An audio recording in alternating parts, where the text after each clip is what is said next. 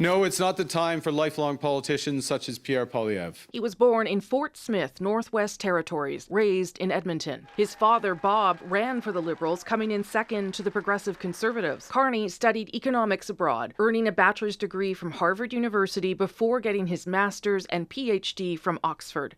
For 13 years, he worked for global investment banking firm Goldman Sachs, before holding several senior positions at the Bank of Canada and in the finance department in Ottawa. CPP, QPP is not federal money. It is shared money for all Canadians.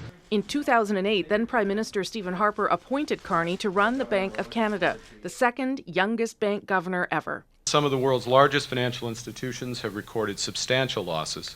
Amid the global financial crisis, Carney called for widespread reforms to the world's financial system. Working alongside Harper Conservatives, Carney was credited for how well Canada weathered the financial storm compared to other nations. Even named as one of Time magazine's 100 most influential people in 2010, the only central banker on the list, alongside people like U.S. President Barack Obama. Canada has shone, relatively speaking, in the world during the period of time in which Governor Carney has served as the governor of the Bank of Canada.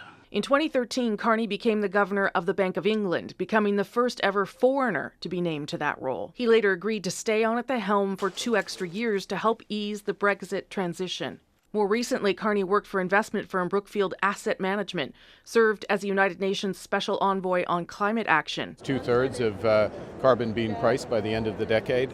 For years, he supported a carbon tax, only to walk away from the policy at the start of the leadership race. Why don't I become a circus clown? For more than a decade, Carney toyed with the idea of running for the top job of the Liberal Party. I have gainful employment, and I intend to continue it. In 2020, Prime Minister Trudeau tapped Carney to serve as an informal advisor on the government's pandemic recovery plan. He immediately became a front-runner in the leadership race when Trudeau resigned earlier this year. He has never held public office, but Liberals bought his pitch. Now he will have to convince Canadians.